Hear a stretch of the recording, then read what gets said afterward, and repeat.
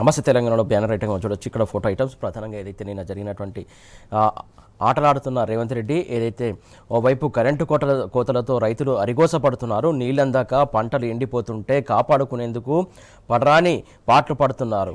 మరోవైపు అసెంబ్లీలో రైతు సమస్యలకు పరిష్కారం చూపాల్సినటువంటి ముఖ్యమంత్రి ఆటలో మునిగి తేలుతున్నారు. ఎమ్మెల్యేలు ఎమ్మెల్సీల స్పోర్ట్స్ కల్చర్ మీట్ను శనివారం ఎల్బీ స్టేడియంలో రేవంత్ రెడ్డి ప్రారంభించారు.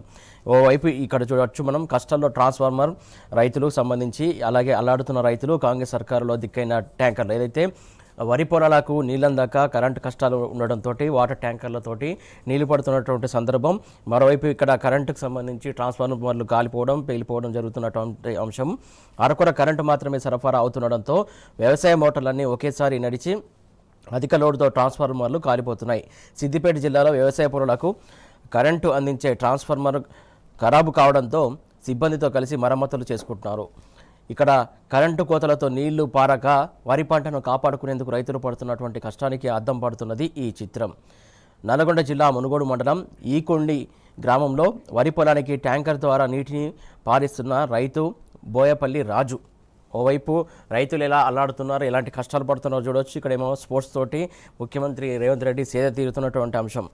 దానికి సంబంధించి ఫోటో వార్త క్లియర్ కట్గా చూడవచ్చు. ఏదైతే 10 ఏళ్ళు రంది లేకుండా అంటూ కూడా ఓ రైతు చెప్తున్నటువంటి అంశం. రాళ్లబండి స్వామి, కోటపల్లి, మంచిర్యాల జిల్లా వాసి అతను చెప్పినటువంటి అంశాన్ని మనం చూసే ప్రయత్నం చేద్దాం.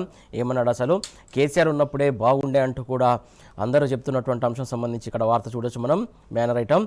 బీఆర్ఎస్ పాలనలో వ్యవసాయానికి నిరంతర కరెంటు ఉండే, నిన్నటి కరెంటు కథ నేటి కన్నీటి వేత అంటూ కూడా ఇక్కడ చూడొచ్చు.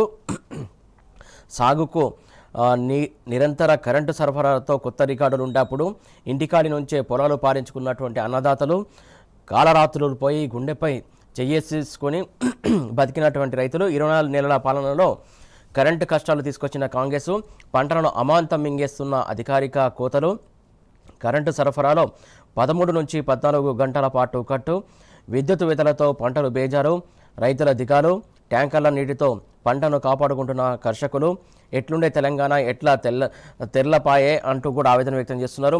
మార్చిలోనే ఇట్లా ఉంటే మేలో ఏంటి పరిస్థితి, మే ఏప్రిల్లో ఏంటి పరిస్థితి అనేది కూడా అందరు రైతులు ఆవేదన వ్యక్తం చేస్తున్నటువంటి అంశం. కేసీఆర్ హయాంలో 24 గంటలు కరెంటు ఇచ్చిండు, పొలం మొత్తం తడిసేదాకా మోటారు నడిపిర్రు. మనం చెప్తున్నటువంటి అంశం కాదు. ఇక్కడ మంచిర్యాల జిల్లా వాసి కోటపల్లి గ్రామానికి చెందినటువంటి రాళ్లబండి స్వామి మాట్లాడిన విషయాలు, ఆయన చెప్పినటువంటి అంశాలకు సంబంధించి ఇక్కడ వార్త మనం చూస్తున్నాం. ఇంటికాడ ఉండి పొలాలు రంది లేకుండా పారించినాం, రాత్రిపూట పొలం కాడికి పోయే బాధ లేకుండే, కాంగ్రెస్ వచ్చి అంతా ఆగం చేసింది. నేను 6 ఎకరాల్లో వరి సాగు చేస్తున్నా. రాత్రి 12 గంటల నుంచి సాయంత్రం 5 గంటల దాకా ఉండాల్సిన కరెంటు ఎప్పుడు వస్తుందో ఎప్పుడు పోతుందో తెలియట్లేదు. శనివారం రాత్రి 12 గంటలకు రావాల్సింది 3 గంటలకు వచ్చింది. మళ్ళా పాత రోజుల కరెంటు కోతలు నిత్యకృతమైనవి. సరిపోను కరెంటు లేక నీళ్ళందాక పొలం ఎండిపోతోంది. ఓ మడికి ఇయ్యాల, ఓ మడికి రేపు అని పారించుకుంటూ పోతున్నాం. అంటే ఒక మడికి నీళ్ళు ఇస్తే ఇంకో మడి ఎండిపోతున్నటువంటి అంశం. దానికి సంబంధించి ఆయన చెబుతున్నారు. మార్చి నెలలోని ఇట్లా ఉంటే మున్ముందు ఎట్లుంటుందో అనేది తలుచుకుంటే భయమవుతుంది అంటూ కూడా రాళ్లబండి స్వామి ఆవేదన వ్యక్తం చేస్తున్నటువంటి అంశం సంబంధించి ఇక్కడ మనం వార్త చూడొచ్చు. మరొక వార్త చూడొచ్చు. అసెంబ్లీలో క్రషర్ బాంబు బ్లాస్ట్ అయ్యింది, మైనింగ్ మంటలు చెలరేగాయి. నిన్న అసెంబ్లీలో జరిగినటువంటి అంశం సంబంధించి చర్చకు సంబంధించి ప్రధానంగా ఏదైతే మైనింగ్ అంశం సంబంధించి చర్చ సంబంధించి మాజీ మంత్రి హరీష్ రావు మొత్తానికి ప్రభుత్వాన్ని కడిగిపారేశారు, మంత్రులను కూడా కడిగిపారేసినటువంటి అంశం. పొంగులేటి అక్రమాలపై దద్దరిల్లిన సభ.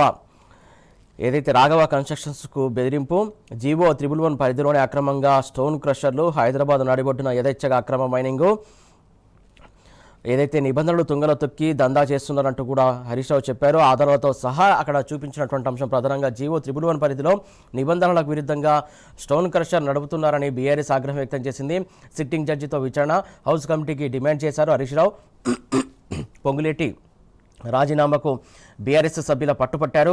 అలాగే తప్పు చేయకుంటే భయమెందుకని కూడా నినాదాలు చేశారు. మొత్తం నిన్న అసెంబ్లీ సమావేశాలు జరుగుతున్నటువంటి సమయంలో కూడా మొత్తం దద్దరిల్లింది. మొత్తానికి నినాదాలతో కూడా హోరెత్తిచ్చినటువంటి అంశం. ప్రధానంగా పొంగులేటి రాజీనామా చేయాలంటూ కూడా నినదించారు. స్పీకర్ పోడియం వద్దకి కింద కూర్చొని కూడా నిరసన తెలిపారు. చీఫ్ మార్షల్స్ 12 మంది మార్షల్స్తో అడ్డగింత జరిగింది.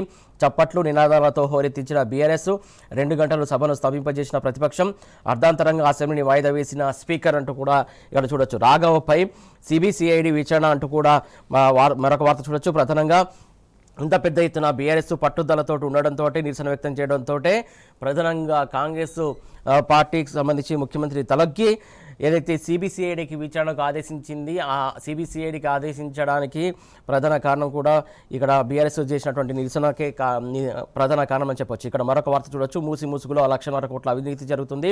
ఏదైతే శనివారం తెలంగాణ భవన్లో బీఆర్ఎస్ వర్కింగ్ ప్రెసిడెంట్ కేటీఆర్తో కలిసి మాట్లాడుతున్న బీఆర్ఎస్ ఎస్వి రాష్ట్ర అధ్యక్షుడు గిల్లు శ్రీనివాస్ యాదవ్, దానికి సంబంధించి వార్త చూడొచ్చు మనం. ఇక మరొక వార్త చూడవచ్చు. ఎవని జాగీరు ప్రకంపనలు, ఏదైతే సర్కారులో ఎవరు జాగీరు అంటూ కూడా ప్రకంపనలు వెలువెత్తున్నటువంటి అంశం. 6,000 కోట్ల ప్రభుత్వ భూముల దందాపై నమస్తే తెలంగాణలో ప్రత్యేక కథనం. నేను వచ్చినటువంటి వార్తకు సంబంధించి రిలేటెడ్ దీనికి సంబంధించి వాళ్ళు ఎక్కడ కూడా తగ్గట్లేదు, దానికి సంబంధించి నిరసన వ్యక్తం చేస్తున్నటువంటి అంశం.